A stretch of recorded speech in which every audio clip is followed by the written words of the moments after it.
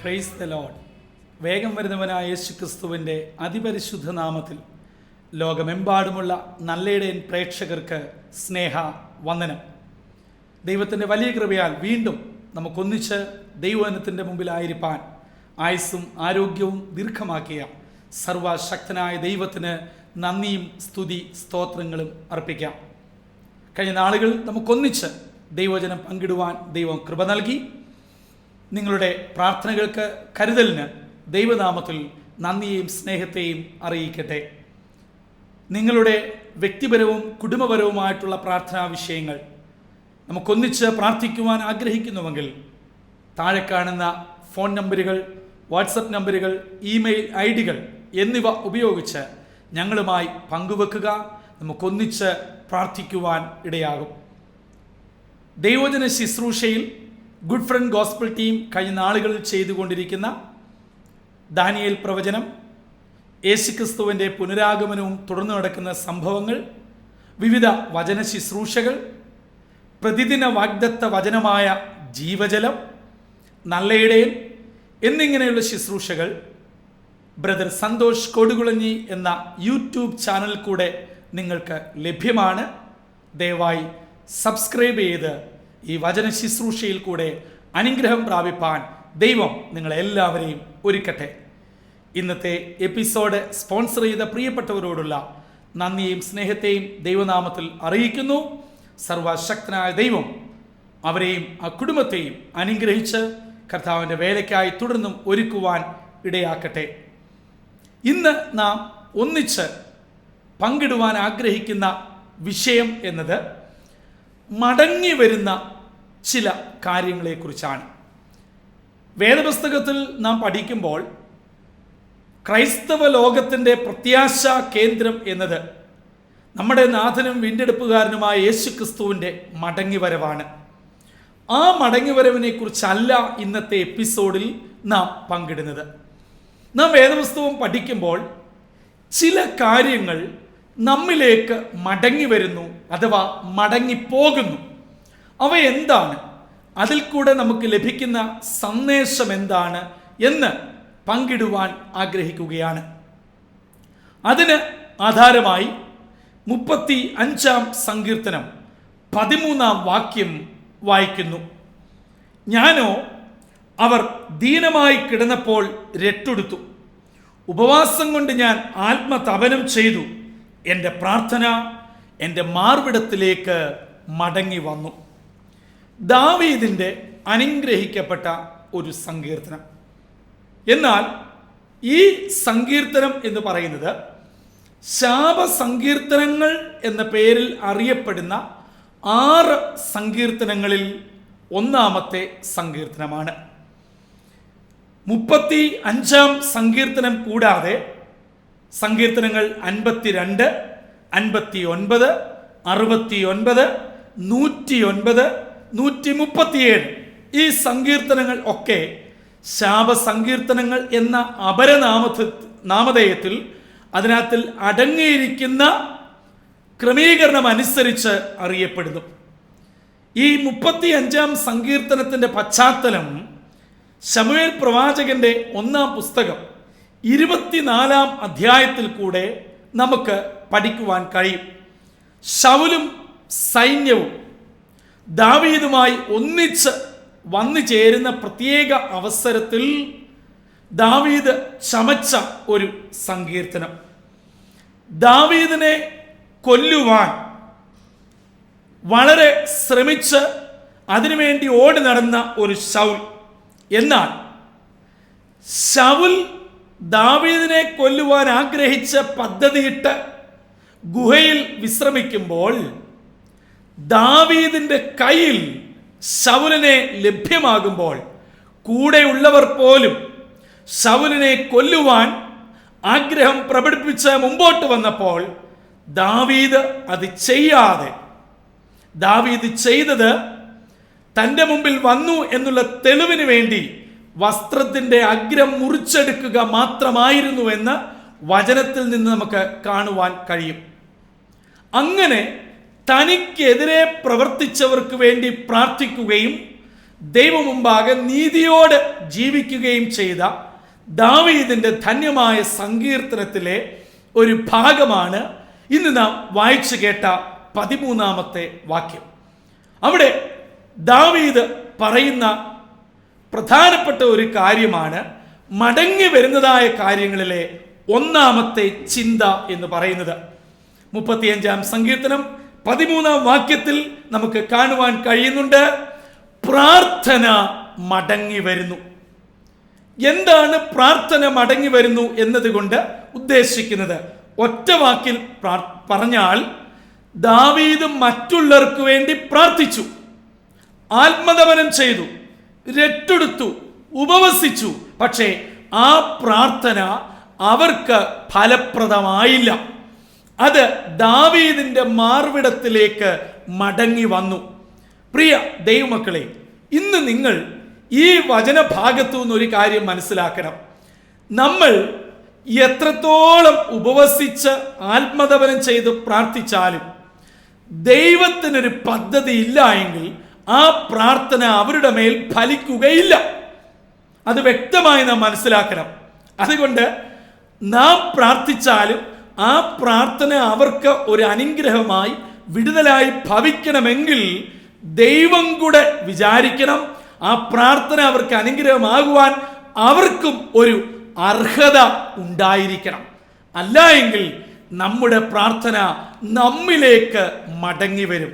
അപ്പോൾ എന്താണ് മടങ്ങി വരുന്ന കാര്യങ്ങൾ? ഒന്നാമത്തേത്, നമ്മുടെ പ്രാർത്ഥന പ്രാർത്ഥിച്ച ആളിലേക്ക് മടങ്ങി വരും എന്ന് പറയുമ്പോൾ അല്പം കൂടെ വ്യക്തമാക്കുവാൻ 1-2 വാക്യങ്ങൾ എടുത്തു പറയുവാൻ ഞാൻ ആഗ്രഹിക്കുകയാണ്. എല്ലാ പ്രാർത്ഥനകളും ദൈവം കേൾക്കുന്നില്ല. ദൈവജനം വ്യക്തമായി അത് നമ്മെ ഓർമ്മപ്പെടുത്തുന്നു. സദൃശ്യവാക്യങ്ങൾ 28-ാം അധ്യായം 9-ാം വാക്യത്തിൽ അത് വ്യക്തമായി പറയുന്നുണ്ട്. മാത്രമല്ല, യോഹന്നാന്റെ സുവിശേഷം 9-ാം അധ്യായം 31-ാം വാക്യത്തിൽ പറയുന്നു, പാപികളുടെ പ്രാർത്ഥന ദൈവം കൈക്കൊള്ളുന്നില്ല. അപ്പോൾ എല്ലാ പ്രാർത്ഥനയും, എല്ലാവരുടെ പ്രാർത്ഥനയും ദൈവം കേൾക്കുന്നു എന്ന് കരുതരുത്. ദൈവവചനത്തിൽ അതിന് വ്യവസ്ഥയുണ്ട്. തൻ്റെ ശത്രുക്കൾക്ക് വേണ്ടി ദാവീദ് പ്രാർത്ഥിച്ചു, രട്ടെടുത്തു, ഉപവസിച്ചു, ആത്മതപനം ചെയ്തു. പക്ഷേ ആ പ്രാർത്ഥന ഫലപ്രാപ്തിയിലെത്താതെ തൻ്റെ മാർവിടത്തിലേക്ക് മടങ്ങി വന്നതായി ദൈവവചനം പറയുന്നു. അപ്പോൾ ഓർക്കുക, പ്രാർത്ഥനയുടെ മറുപടി ലഭിച്ചില്ല എന്ന് മാത്രമല്ല, ആ പ്രാർത്ഥന തന്നിലേക്ക് മടങ്ങി വന്നു. ഇത് ദാവീദിന്റെ ജീവിതത്തിൽ മാത്രമല്ല, പ്രാർത്ഥിച്ച ആൾക്കാർക്ക് പ്രാർത്ഥന ലഭിക്കേണ്ട മറുപടി ലഭിക്കേണ്ടവർക്ക് ലഭിക്കാതെ പ്രാർത്ഥിച്ചവരിലേക്ക് അനുഗ്രഹമായി മടങ്ങി വന്ന കാര്യം നാം വായിക്കുന്നു. ഇയ്യോബിന്റെ പുസ്തകം 42-ാം അധ്യായം 10-ാം വാക്യം വായിക്കുമ്പോൾ, ഇയ്യോബ് തൻ്റെ സ്നേഹിതന്മാർക്ക് വേണ്ടി പ്രാർത്ഥിച്ചപ്പോൾ ഇയ്യോബിന്റെ അവസ്ഥയ്ക്ക് മാറ്റം വന്ന് അതിന്റെ 12-ാം വാക്യം വായിക്കുന്നു, ഇയ്യോബിനെ ദൈവം ധാരാളമായി വർദ്ധിപ്പിച്ചു. പക്ഷേ ഇയ്യോബ് പ്രാർത്ഥിച്ച തൻ്റെ സഹോദരന്മാർക്ക് വിടുതൽ കിട്ടിയെന്നോ സൗഖ്യം കിട്ടിയെന്നോ അനുഗ്രഹം കിട്ടിയെന്നോ വചനത്തിൽ പറയുന്നില്ല. അവർക്ക് വേണ്ടി പ്രാർത്ഥിച്ചപ്പോൾ യോബിന്റെ സ്ഥിതിക്ക് ഭേദം വന്നു, അനുഗ്രഹമായി തീർന്നു, എല്ലാം വർദ്ധിപ്പിച്ച് ലഭിച്ചു എന്ന് വചനത്തിൽ വായിക്കുന്നു. അതുകൊണ്ട് എന്നെ കേൾക്കുന്ന ദൈവമക്കളെ, ഞാനും നിങ്ങൾ പ്രാർത്ഥിക്കുമ്പോൾ നമ്മുടെ പ്രാർത്ഥന നമ്മിലേക്ക് മടങ്ങി വരാതെ വണ്ണം നമ്മുടെ പാപങ്ങളെ ഏറ്റുപറഞ്ഞ് ദൈവസന്നിധിയിൽ യഥാസ്ഥാനപ്പെട്ട് നാം അടുത്തു വരുമ്പോൾ നമ്മുടെ പ്രാർത്ഥന കേൾക്കുന്ന ഒരു ദൈവമുണ്ട്. അതുകൊണ്ട് ഇന്നത്തെ ചിന്തയിൽ ഒന്നാമതായി പ്രാർത്ഥന മടങ്ങി വരും. രണ്ടാമതായി മത്തായി എഴുതിയ സുവിശേഷം 10-ാം അധ്യായം 11 മുതൽ 13 വരെയുള്ള വാക്യങ്ങൾ വായിക്കുമ്പോൾ, യേശു തൻ്റെ ശിഷ്യന്മാരെ നിയോഗിച്ച് അയക്കുമ്പോൾ അവരോട് പറഞ്ഞിട്ട് പറയുകയാണ്, സമാധാനം നിങ്ങളിലേക്ക് മടങ്ങി വരും. അതായത് ആ വീട്ടിൽ നിങ്ങൾ ഏതെങ്കിലും ഒരു വീട്ടിൽ ചെല്ലുമ്പോൾ നിങ്ങളെ സ്വീകരിച്ച് അവിടെ ഒരു സമാധാന പുത്രൻ ഉണ്ടെങ്കിൽ ആ സമാധാനം അവനിലേക്ക് പ്രവേശിക്കും. ഇല്ല എങ്കിൽ അത് നിങ്ങളിലേക്ക് മടങ്ങിപ്പോരും. അപ്പോൾ നമുക്ക് സമാധാനം ലഭിക്കണമെങ്കിൽ, സമാധാനം സ്വീകരിക്കത്തക്ക വിധത്തിൽ നാം ഒരുക്കമുള്ളവരായിരിക്കണം, അതിന് യോഗ്യത നേടിയവരായിരിക്കണം. നമ്മുടെ ഭവനം ആ നിലയിൽ ഒരുക്കപ്പെട്ടതായിരിക്കണം. അങ്ങനെ ഒരുക്കപ്പെട്ട ഒരു ഭവനത്തിൽ മാത്രമേ ദൈവിക സമാധാനം ലഭ്യമാവുകയുള്ളൂ എന്ന് ദൈവത്തിന്റെ വചനം വ്യക്തമായി പറയുന്നു. അങ്ങനെയാണെങ്കിൽ സമാധാനം ഭവനത്തിൽ നിന്ന് മടങ്ങിപ്പോകാതെ നമ്മുടെ വീട്ടിൽ തന്നെ നിലനിൽക്കണമെങ്കിൽ ആ ഭവനത്തിന് ചില യോഗ്യതകൾ വേണം. എന്താണ് ഒരു ഭവനത്തിന് വേണ്ട യോഗ്യതയെന്ന് ദൈവവചനം നമ്മെ പഠിപ്പിക്കുന്നുണ്ട്. ചില കാര്യങ്ങൾ വളരെ പെട്ടെന്ന് നമുക്ക് നോക്കാം. പുറപ്പാട് പുസ്തകം 12-ാം അധ്യായം 15-ാം വാക്യം വായിക്കുമ്പോൾ, പുളിച്ച മാവില്ലാത്ത വീടായിരിക്കണം. ആ വാക്യം നമ്മളെ വ്യക്തമായിട്ട് ഓർപ്പിക്കുന്നുണ്ട്. ഒരു ഭവനത്തിലും പുളിച്ച മാവ് ഉണ്ടാകുവാൻ പാടില്ല. നമുക്കറിയാം, യേശുക്രിസ്തു തന്റെ പരസ്യ ശുശ്രൂഷയിൽ പരീശന്മാരുടെ പുളിച്ച മാവിനെ കുറിച്ച് പ്രഖ്യാപിക്കുന്നു. ഒറ്റവാക്കിൽ പറഞ്ഞാൽ പുളിപ്പ് എന്നതുകൊണ്ട് അർത്ഥമാക്കുന്നത് തിന്മ, ദുഷ്ടത, കപടഭക്തി, ദുരുപദേശം, അശുദ്ധി എന്നിവ ഒരു ഭവനത്തിൽ ഉണ്ടാകുവാൻ പാടില്ല. ഇവ ഏതെങ്കിലും ഒരു ഭവനത്തിൽ ഉണ്ട് എങ്കിൽ സമാധാനം മടങ്ങിപ്പോകും. ഓർക്കണം, പേരുകേട്ട ദൈവദാസന്മാരെ, നമ്മുടെ സഭയിലെ പ്രസിദ്ധന്മാരായ ഭക്തന്മാരെ, അച്ഛന്മാരെ, പാസ്റ്റർമാരെ, ശുശ്രൂഷകരെ വീട്ടിൽ വിളിച്ച് പ്രാർത്ഥിച്ചതുകൊണ്ട്, ഉപവാസം നടത്തിയത് കൊണ്ട് സമാധാനം വരണമെന്ന് നിർബന്ധമില്ല. ഭവനത്തിലെ പുളിപ്പ് മാറ്റാത്തിടത്തോളം കാലം എത്ര പ്രശസ്തർ വന്ന് പ്രാർത്ഥിച്ചാലും ഭവനത്തിൽ സമാധാനം നിലനിൽക്കുകയില്ല. അത് അവരിലേക്ക് മടങ്ങിപ്പോകുമെന്ന് യേശു ക്രിസ്തു തന്നെ പറഞ്ഞിരിക്കുന്നു. രണ്ടാമത്, ഒരു ഭവനത്തിന്റെ യോഗ്യത എന്താണ്? പുറപ്പാട് പുസ്തകം 12-ാം അധ്യായം അതിന്റെ 13-ാം വാക്യവും 23-ാം വാക്യവും വായിക്കുമ്പോൾ രക്തത്തിന്റെ അടയാളം ഉണ്ടായിരിക്കണം. യേശുക്രിസ്തു എന്ന കുഞ്ഞാടിന്റെ രക്തത്തിന്റെ അടയാളമുള്ള ഭവനം യോഗ്യത നേടിയാണ്. എന്താണ് യോഗ്യത? നമുക്കറിയാം, സംഹാരദൂതൻ കടന്നു പോകുമ്പോൾ ആ അർദ്ധരാത്രി സമയത്ത് രക്തത്തിന്റെ അടയാളം ഉണ്ടെങ്കിൽ വിടിവിക്കപ്പെട്ടിരിക്കും. ഓർക്കുക, ഇസ്രയേലിൽ രാജകൊട്ടാരം മുതൽ തടവറ വരെയുള്ള ഭവനങ്ങളിൽ നിലവിളി ഉയർന്നപ്പോൾ കുഞ്ഞാടിന്റെ രക്തത്തിന്റെ അടയാളമുള്ള ഭവനങ്ങളിൽ വിരുന്ന് നടന്നു, ആഘോഷം നടന്നു, യാത്രയ്ക്കുള്ള പുറപ്പാടായിരുന്നു. എന്നെ കേൾക്കുന്ന ദൈവമക്കളെ, നമ്മുടെ ഭവനങ്ങളിൽ യേശുവിന്റെ രക്തത്തിന്റെ അടയാളം ഉണ്ടായിരിക്കണം. മൂന്നാമതായിട്ട്, ആവർത്തന പുസ്തകം 22-ാം അധ്യായം 8-ാം വാക്യം വായിക്കുമ്പോൾ നാം കാണുന്നു, കൈമതിൽ ഉള്ള വീടായിരിക്കണം. ഒരു ഭവനത്തിന് കൈമതിൽ ഉണ്ടായിരിക്കണം. എന്താണ് കൈമതിൽ കൊണ്ട് ഉദ്ദേശിക്കുന്നതെന്ന് അറിയാമോ? പ്രാർത്ഥന, ആരാധന, ദൈവസന്നിധിയിലുള്ള അഭയയാചന. നമ്മുടെ ഭവനം ആരാധനയുള്ള ഭവനമായിരിക്കണം, മധ്യസ്ഥത അണയ്ക്കുന്ന ഭവനമായിരിക്കണം, പ്രാർത്ഥനാ ജീവിതമുള്ള ഭവനമായിരിക്കണം. നീതിമാന്റെ കൂടാരത്തിൽ ജയത്തിന്റെയും ഉല്ലാസത്തിന്റെയും ഘോഷങ്ങൾ ഉണ്ട്. അതെ, നമ്മുടെ ഭവനങ്ങൾ കൈമതിൽ ഉള്ള ഭവനമായിരിക്കണം. ഇങ്ങനെയുള്ള ഭവനത്തിൽ ദൈവിക സമാധാനം നിലനിൽക്കും. നാലാമത്തെ ഭവനത്തിന്റെ യോഗ്യത എന്ന് പറയുന്നത് യോഹന്നാന്റെ സുവിശേഷം 12-ാം അധ്യായം 3-ാം വാക്യം വായിക്കുമ്പോൾ സൗരഭ്യമുള്ള വീടായിരിക്കണം. അതിന്റെ പശ്ചാത്തലം നമുക്കറിയാം. സ്നേഹവും ഐക്യവും സമാധാനവും ക്ഷമയും ഒത്തൊരുമയുമുള്ള സൗരഭ്യമുള്ള സാക്ഷ്യമുള്ള ഭവനമായിരിക്കണം. ഈ ഭവനങ്ങളിൽ സമാധാനം നിലകൊള്ളും. സമാധാനം പിന്മാറിപ്പോവുകയില്ല, മടങ്ങിപ്പോവുകയില്ല. എന്നെ കേൾക്കുന്ന പ്രിയ മാതാപിതാക്കളെ, സഹോദരങ്ങളെ, സ്വയം വിലയിരുത്തുക. എൻ്റെ ഭവനത്തിൽ സമാധാനം നിലനിൽക്കുന്നുണ്ടോ? എന്താണ് എൻ്റെ ഭവനത്തിലെ അസമാധാനത്തിന്റെ കാരണം? നമ്മുടെ വീടിന്റെ 4 യോഗ്യതകൾ പറയുവാനിടയായി. ആ 4 യോഗ്യതകൾ ഇല്ലാത്തതാണ് ഇന്നെന്നെ കേൾക്കുന്ന ഏതെങ്കിലും ഭവനത്തിൽ അസമാധാനമുണ്ടെങ്കിൽ അതിൻ്റെ കാരണം. ആകയാൽ ദൈവകരങ്ങളിൽ ഏൽപ്പിച്ചുകൊണ്ട് പ്രാർത്ഥനയോടെ മടങ്ങി വരിക. നമ്മുടെ ഭവനങ്ങൾ സമാധാനം കൊണ്ട് നിറയട്ടെ. ദൈവിക സമാധാനം നഷ്ടപ്പെട്ട് പിന്മാറി വിട്ടുപോകുവാനോ പിന്തിരിഞ്ഞു പോകുവാനോ മടങ്ങിപ്പോകുവാനോ അല്ല, മറിച്ച് നമ്മുടെ കുടുംബങ്ങളിൽ ദിവ്യ സമാധാനത്താൽ നിറയപ്പെടണം.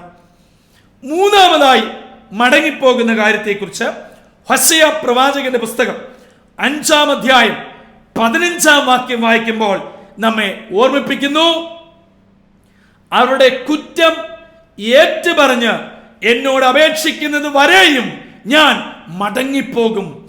ദൈവം തന്നെ നമ്മിൽ നിന്നും മടങ്ങിപ്പോകും. ഹോശേയ പ്രവാചകൻ പറയുകയാണ്, ഇസ്രായേൽ ജനത്തിനോടുള്ള ദൂതാണ്, നിങ്ങളുടെ കുറ്റം ഏറ്റു പറയുന്നതിനും വരെ ദൈവം തന്റെ സ്വസ്ഥാനത്തേക്ക് മടങ്ങിപ്പോകും. അതേ പ്രിയമുള്ളവരെ, ഓർക്കണം, മത്തായിയുടെ സുവിശേഷം 18-ാം അധ്യായം 20-ാം വാക്യത്തിൽ യേശു ക്രിസ്തു വിളിച്ചു പറഞ്ഞു, 2-3 പേർ എന്റെ നാമത്തിൽ കൂടി വരുന്നിടത്തൊക്കെയും എന്റെ സാന്നിധ്യമുണ്ട്, ഞാൻ അവരുടെ മധ്യേ ഉണ്ടെന്ന് പറഞ്ഞ അതേ ദൈവം നമ്മിൽ നിന്നും മടങ്ങി പോകുമെന്നും പറയുന്നു. എന്താ കാരണം? ഹോശേയ പ്രവാചകൻ പറയുകയാണ്, നമ്മുടെ ജീവിതത്തിൽ കുറവുകൾ തെറ്റുകൾ ഏറ്റു പറഞ്ഞ് അനുദപിച്ച് ദൈവം ആഗ്രഹിക്കുന്നത് പോലെ മടങ്ങി വരാത്തിടത്തോളം കാലം ദൈവം നമ്മോടുകൂടെ വസിക്കുകയില്ല. ദൈവം നമ്മിൽ നിന്നും മടങ്ങിപ്പോകും. ഇന്ന് എന്നെ കേൾക്കുന്ന ആരെങ്കിലും ഈ നിലയിൽ ദൈവിക സാന്നിധ്യ ബോധമില്ലാതെ ഒന്നിലും താല്പര്യമില്ല, സന്തോഷമില്ല, നിരാശ, സങ്കടം, എത്ര ഉറങ്ങാൻ കിടന്നാലും ഉറങ്ങാൻ സാധിക്കുന്നില്ല, എത്രമാത്രം സന്തോഷിക്കണമെന്ന് ആഗ്രഹിച്ചാലും ഒരു പ്രാവശ്യം പോലും ഉള്ളു തുറന്ന് ചിരിക്കുവാൻ കഴിയാതെ നിസ്സംഗത നമ്മുടെ ജീവിതത്തെ മൂടുന്നു. ഈ നിലയിലാണെങ്കിൽ ചിന്തിക്കുക, ദൈവം നമ്മിൽ നിന്നും അകലെയാണ്. ഓർക്കണം, ദൈവം നമ്മുടെ ഭവനത്തിൽ വരുമ്പോൾ, നമ്മുടെ ജീവിതത്തിൽ വരുമ്പോൾ പാളയം ശുദ്ധമായിരിക്കണം. എങ്കിൽ മാത്രമേ ദൈവം അവിടെ ഉണ്ടാവുകയുള്ളൂ. ആവർത്തന പുസ്തകം 23-ാം അധ്യായം 14-ാം വാക്യം വായിക്കുമ്പോൾ പറയുന്നുണ്ട്, നമ്മുടെ പാളയം ശുദ്ധമായിരിക്കണം. അവിടെയുള്ളൂ ദൈവം നിൽക്കുന്നത്. എങ്കിൽ മാത്രമേ നമുക്ക് ജയം പ്രാപ്യമാവുകയുള്ളൂ. അതുകൊണ്ട് ദൈവം മടങ്ങിപ്പോകും. ഓർക്കണം, നമ്മോട് കൂടെ ഇരിക്കുമെന്ന് പറയുന്ന അതേ ദൈവം പറയുകയാണ്, നിങ്ങൾ എന്നോട് നിങ്ങളുടെ കുറവുകളെ ഏറ്റുപറഞ്ഞ് യഥാസ്ഥാനപ്പെട്ടില്ല എങ്കിൽ ഞാൻ മടങ്ങിപ്പോകും. അതുകൊണ്ട് കുറ്റമേറ്റു പറഞ്ഞ് ദൈവസന്നിധിയിൽ യഥാസ്ഥാനപ്പെടാം. നമ്മിൽ നിന്നും ദൈവം മടങ്ങിപ്പോകുവാൻ ഒരു കാരണവശാലും അനുവദിക്കരുത്. പ്രിയമുള്ളവരെ, നാലാമത്തെയും അവസാനത്തെയുമായി മടങ്ങിപ്പോക്കായി ദൈവജനം നമ്മെ ഓർമ്മപ്പെടുത്തുന്നു. യെശയ്യാ പ്രവാചകന്റെ പുസ്തകം 55-ാം അധ്യായം 11-ാം വാക്യത്തിൽ പറയുന്നു, ഞാൻ അയച്ച എന്റെ വചനം അത് നിവർത്തിക്കാതെ മടങ്ങിപ്പോരുകയില്ല. ദൈവവചനം നമ്മിൽ ചില കാര്യങ്ങൾ നിവർത്തിക്കുവാൻ ആഗ്രഹിക്കുന്നു. അത് നമ്മിൽ നിറവേറുവാൻ നാം വിട്ടുകൊടുക്കണം. ദൈവവചനം നമ്മിൽ നിറവേറാതെ മടങ്ങിപ്പോകുവാൻ അനുവദിക്കരുത്. ദൈവജനമേ, ദൈവത്തിന്റെ വചനമാണ് ഈ ലോകത്തിൽ ഏറ്റവും പ്രാധാന്യമുള്ളത്. എന്തെല്ലാം മാറിപ്പോയാലും എന്തെല്ലാം നിന്നുപോയാലും സ്വർഗത്തിൽ എന്നേക്കും സ്ഥിരമാക്കപ്പെട്ട ദൈവത്തിന്റെ വചനം എന്നിലും നിങ്ങളിലും നിറവേറത്തക്കവണ്ണം നമ്മെ നമുക്ക് സമർപ്പിക്കണം. അല്ലാതെ ദൈവജനം മടങ്ങുവാൻ ഇടയാവരുത്. ആകയാൽ ഓർക്കുക, അയക്കുന്ന വചനം ഞാനും നിങ്ങളും ഏറ്റെടുക്കണം.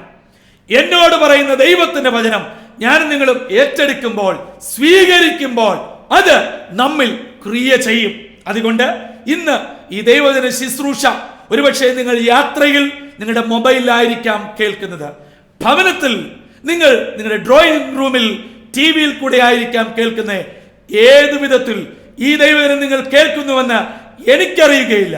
എന്നാൽ എന്നെയും നിങ്ങളെയും വ്യക്തമായും വ്യക്തിപരമായും അറിയുന്ന ഒരു ദൈവം ജീവിക്കുന്നു.